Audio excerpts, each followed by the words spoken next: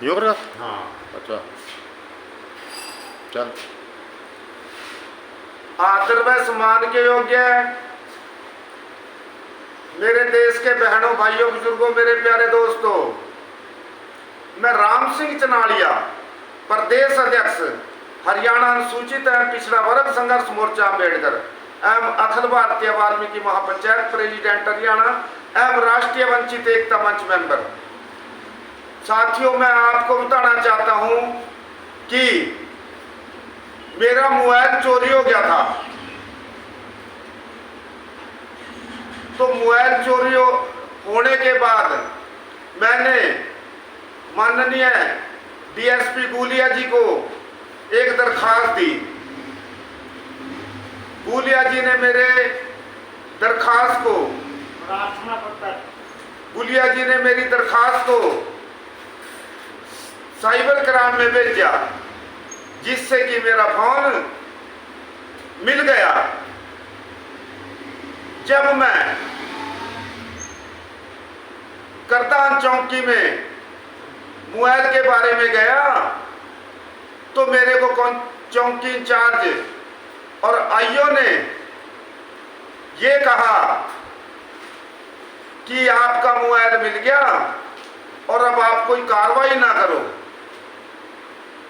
तो बाबा साहब अम्बेडकर ने कहा था जुल्म करने से सहने वाला भी गुनाहगार है। तो साथियों, मेरे पास से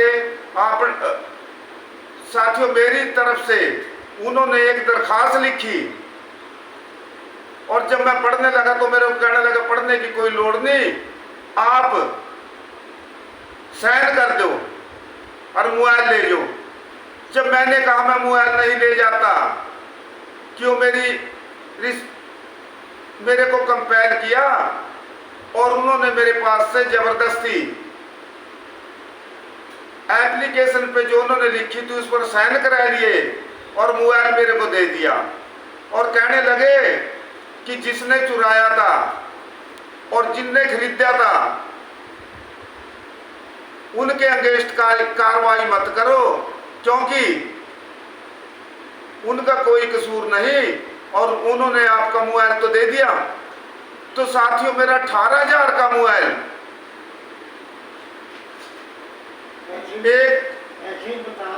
18,000 का मोबाइल और 2475 रुपये जो मैं अपनी छत के ऊपर पड़ा हुआ था, सो रहा था, वहां से उठाए और जैसे ही क्या लेकर चौकी वाले लगे कहने इनके ऊपर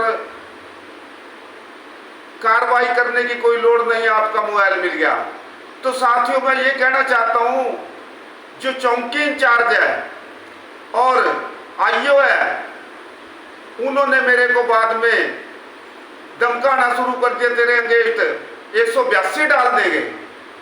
और साथियों, मैंने एक दरखास्त एसपी महोदया को, आईजी महोदया को, डीजीपी को, मुख्यमंत्री को भेजी थी कि मेरी 47 कनाल 13 मरले जमीन ब्राह्मण माजरा में है और वो जमीन के ऊपर से कुछ लोग मट्टी उठाते थे, लेकिन मैं अपनी जमीन से जैसे ही आ रहा था अपने घर की तरफ, रास्ते में कुछ लोग खड़े थे। उन लोगों से मैंने कहा कि मेरी जमीन से मट्टी पता नहीं कौन उठा रहा।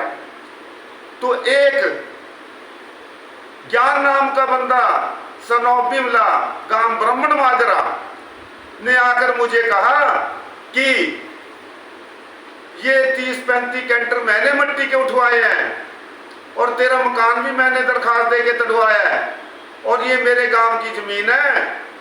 अगर तू दोबारा यहां आ गया, तेरे को जान से खत्म कर देंगे और जो तेरे को बना तो कर लो।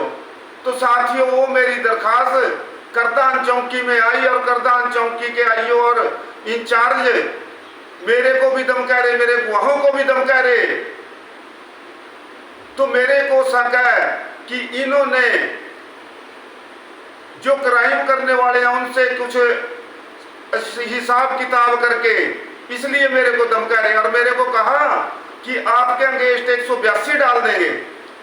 तो मेरी एसपी अम्बाड़ा से आईजी अम्बाड़ा से डीजीपी हरियाणा मुख्यमंत्री जी से हाथ जोड़कर विनती है, प्रार्थना है कि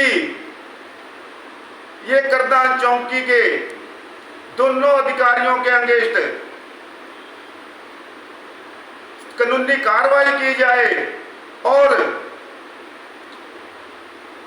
मैंने इस बारे में एक दरखास्त 30/5/2025 को थाना मेष नगर में दी, जिसका सबूत मेरे पास है।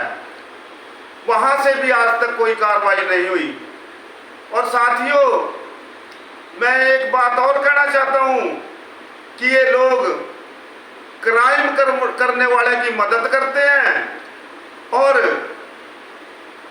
जो बंदा सच्चा होता उसको धमकाते हैं।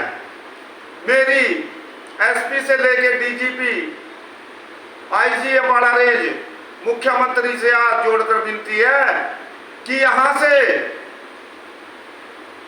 इस चौकी को थाने में तब्दील किया जाए। अगर ना ऐसे किया तो मुझे मजबूर होकर संघर्ष का रास्ता अपनाना पड़ेगा, जिसके जिम्मेवार एसपी अम्बाड़ा होंगे। इन्हीं शब्दों के साथ मैं अपनी वाणी को विराम देने से पहले एक बात कहकर अपनी वाणी को विराम देता हूं कि शहर के लिए निकल पड़े तो दिल में कुछ अरमान थे, एक तरफ झाड़ियां तो दूसरी तरफ शमशान थे। हड्डी पे शेर का, पैटी का तो हड्डी के बयान थे। हे चलने वाले जरा संभल कर चल, कभी हम भी तेरी तरह इंसान थे।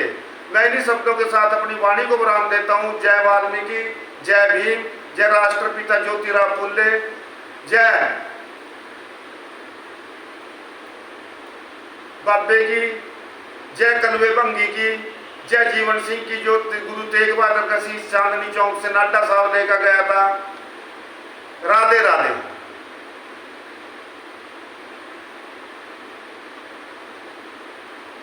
बस कर दे बात।